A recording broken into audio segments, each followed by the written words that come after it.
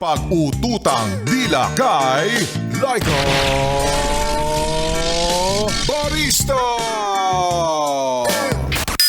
Hi at kaway-kaway para sa iyo, yes friend na nagbabalik tanaw ngayong way back Wednesday sa panahong, buti pa nung nag-aaral tayo.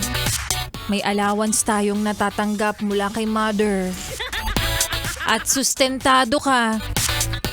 Noong mga panahong nag-aaral ka, ang iniisip mo lang kung paano papasa sa mga subjects mo na mukhang major subjects, char. Nabuti pa nung nag-aaral tayo, yes friend. Kahit papaano, di ba, achiever tayo. Oh, yes? Achiever talaga? Saan banda? Achiever ba sa pagsulit ng vacant, ganun? Ng break time, di ba? Ay, naku, kasi ngayon kahit sweldo, no? Sana umabot man lang ng ilang araw, hindi natin ma-achieve. Kahit yung kumpletong tulog na 8 hours lang talaga, hindi rin natin ma-achieve. Yung day off na ang tawag natin na sana nagiging rest day, hindi rin natin na-achieve, no? O, diba? Napapaisip ka rin ba na sana nung bata pa tayo, nung mga panahong pinipilit ka ni mama o kaya ni papa na matulog ka para lumaki ka. Sana naniwala ka. Pero naniwala ka na sana itinulog mo na lang. Pero yung lalaki ka, hindi tayo sure sa part na yon. At napapaisip ka nga rin sana, yun na nga, sumunod ka na lang na matulog nung bata ka pa. Kasi ngayon hindi mo na magawa. Naghahanap ka na ng oras para makahanap ng pahinga. Yung tipong nakaw na sandali para makaidlip ay malaking bagay na para sa'yo. Totoo nga naman, di ba? At kung noon magastos ka kasi nandiyan naman si mama at papa, ngayon pag-iisipan mo na lahat ng desisyon mo sa buhay. Ultimo yung bibilin mong lunch na 109 pesos, kung tatanggalin mo yung drinks pwede namang maging 80 pesos, gagawin mo. Kung a la carte na lang, sige, magtubig tayo. Ganon, di ba? Pero dahil mayabang ka, sige. Lustay pa more. Dahil naniniwala kang I deserve this, di ba? At in fairness sa'yo, ha? Ang yabang mo rin. Ang yabang mo rin sa part na gumagamit ka ng wallet kahit wala kang pera. Same. Maayong hapong maulan sa mga maot at gwapa ng yes friend natin. Kasama mo nga nakakakwentuhan, kachismisan, karatig, katuwang, at kaotutang dila len. Yung dilang nabubuhol na naman tayo. Ngayon pong araw ng Wednesday, DJ Laika Barista from 3 to 6 p.m. dito pa rin sa iyong paboritong istasyon, nakabonding ang 101.1 Yes FM. At para sa iyo, ate, nanay, tatay, lolo at lola na nag-aabang ng himala, ko, ito na nga ibibigay ko na agad-agad sa inyo dahil nandito na ang papremyo na inaabangan nyo at kung sino nga ba ngayong araw ang dapat manalo para po sa ating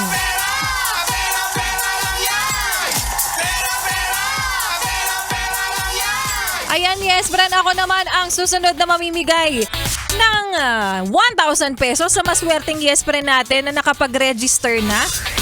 Para sa ating pera-pera lang yan.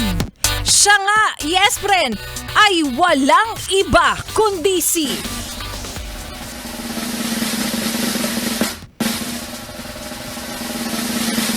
Kuya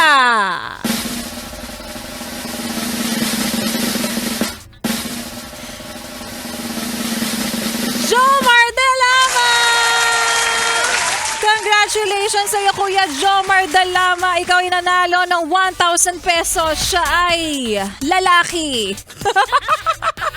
Siya ay 27 gulang na, nakatira sa Matandang Balara. Ang kanyang numero, manghihingi kayo ng balato. Charot, in-announce yung number. Congratulations sa iyo, Kuya Jomar de Lama ng Matandang Balara.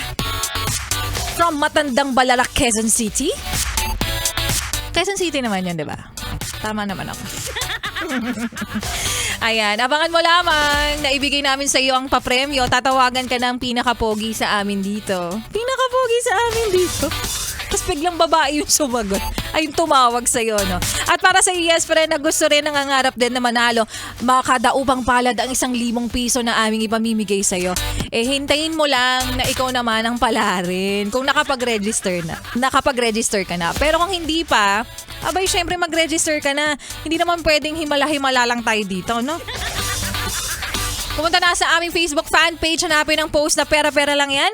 O kaya naman pumunta dito sa aming stasyon dahil nakahanda na ang kwaderno. Kwaderno! Ang luma-luma!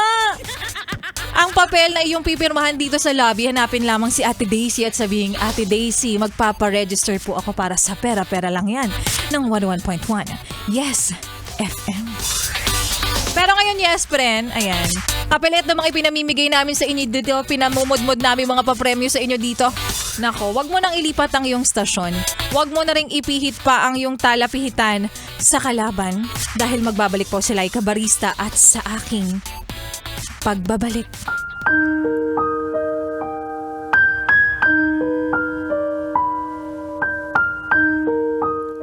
Bago mo siya iwan,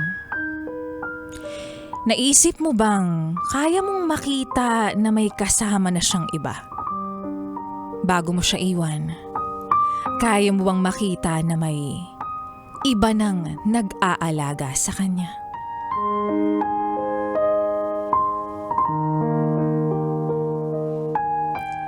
At yan nga, yes, friend, ang kwento na ating mapapakinggan mamaya sa aking pagbabalik para po sa ating Laika Barista Moments. Pero ngayon, yes, friend, syempre ituloy muna natin ang pakikinig mo sa mga kantahan natin ngayong maulan na hapon. At batiin ko lang rin ng very quick yung kaninang aking nasakyan na Grab driver, si Kuya na napakaganda at napakasarap, napakalamig ng kanyang aircon na si Kuya Aaron Pascual. Kuya Aaron Pascual, ang arte ko, Aaron Pascual.